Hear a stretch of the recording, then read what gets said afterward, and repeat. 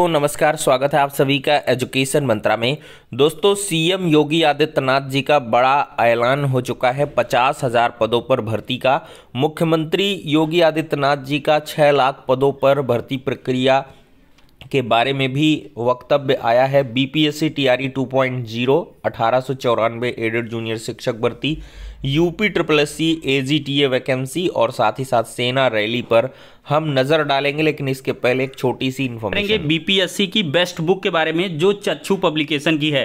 दोस्तों इस पुस्तक की खास बात करें तो ये माध्यमिक और उच्च माध्यमिक विद्यालय अध्यापक भर्ती के लिए फ्रेम की गई है। इसमें 9, 10, 11, 12 के पोस्ट के लिए कंटेंट दिया गया है।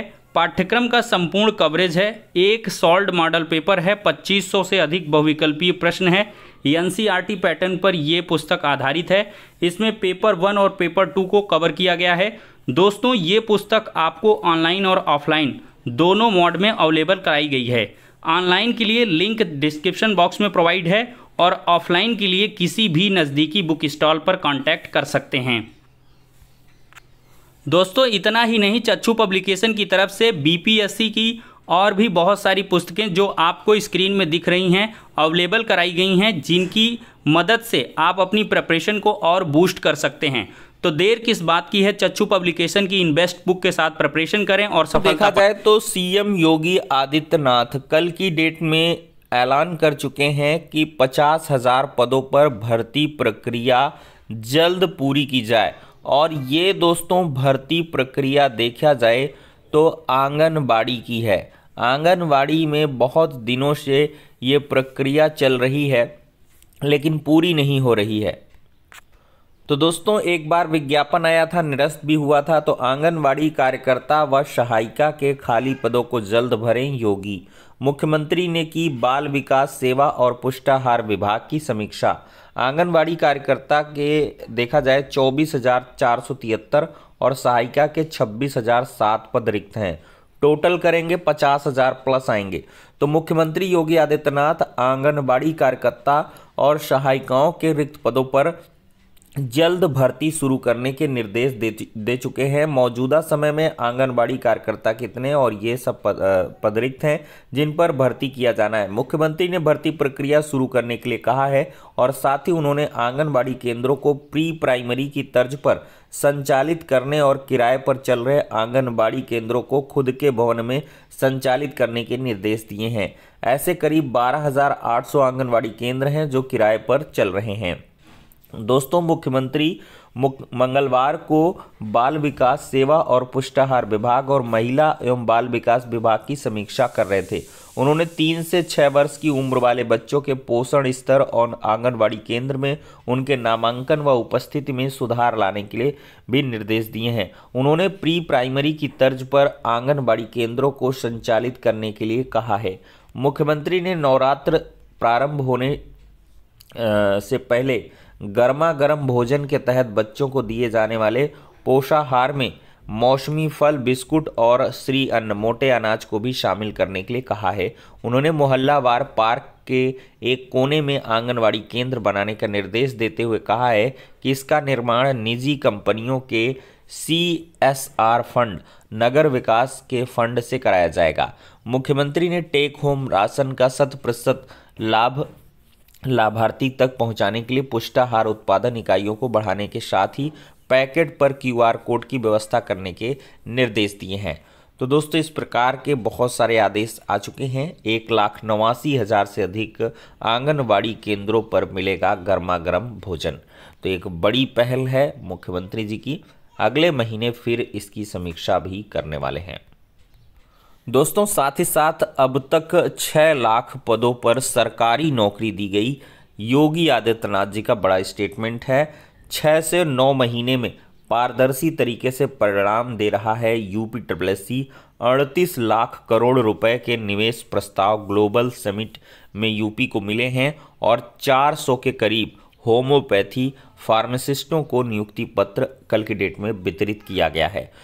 तो योगी आदित्यनाथ ने कहा कि यूपी देश के नए रोजगार सृजन का गंतव्य बन गया है। यही कारण है कि हमारी सरकार ने 6 साल में 6 लाख से अधिक युवाओं को सरकारी नौकरी दी है। उन्होंने कहा कि हम सब मिलकर यूपी को एक समर्थ व समृद्ध राज्य बनाएंगे।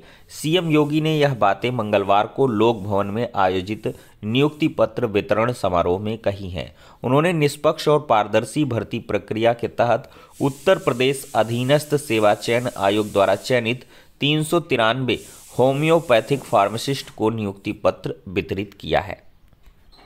दोस्तों फाइनली यूपीपीएससी ने भेज दिया है डेटा।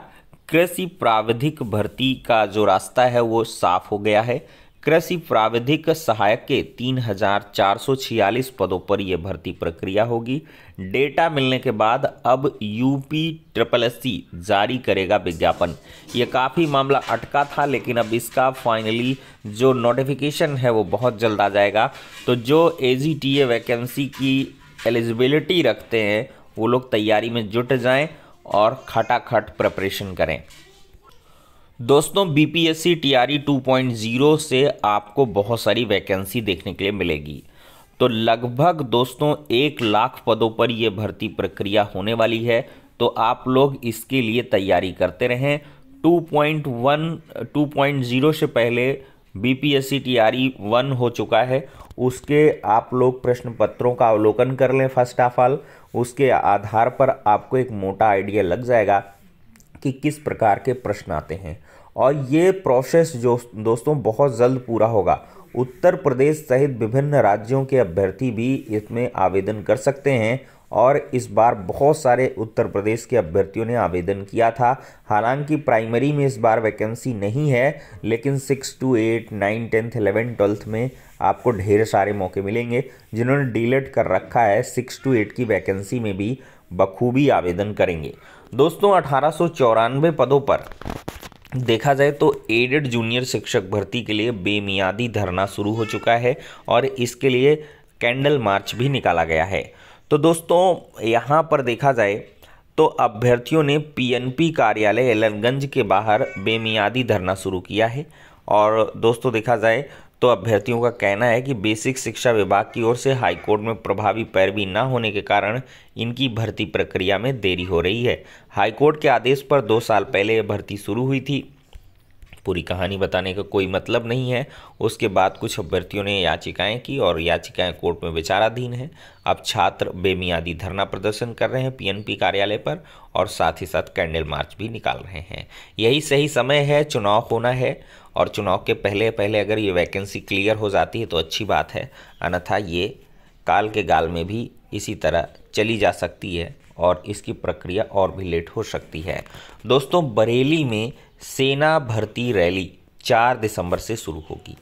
यूनिट हेडक्वार्टर्स कोटा के तहत 4 दिसंबर से 16 दिसंबर तक जाट रेजिमेंटल सेंटर बरेली में भर्ती रैली होगी। यह भर्ती अग्निवीर सामान्य ड्यूटी, अग्निवीर ट्रेड्समैन, अग्निवीर खिलाड़ी, रेजिमेंटल सेंटर में स्पोर्ट्स ट्रायल में भाग लिया हो और अग्निवीर लिपिक पदों के लिए होगी। इसमें युद्ध विधवाओं के पुत्र, जाट रेजिमेंट के भूतपूर्व और सेना सेवारत सैनिक, युद्ध में शहीद और घायल सैनिकों के पुत्र व सगे भाई शामिल होंगे। दोस्तों दिल्ली जीतने के लिए तैयार है टीम इंडिया। अफगानिस्तान के खिलाफ भारतीय टीम का मुकाबला आज की डेट में होने वाला है। कोटला में फिर होगी चौके छक्कों की बरसात। तो दोस्तों इस प्रकार से सारी अपडेट्स हमने डिस्कस कर ली हैं। इस वीडियो में इतना ही, नेक्स्ट में मिलते हैं।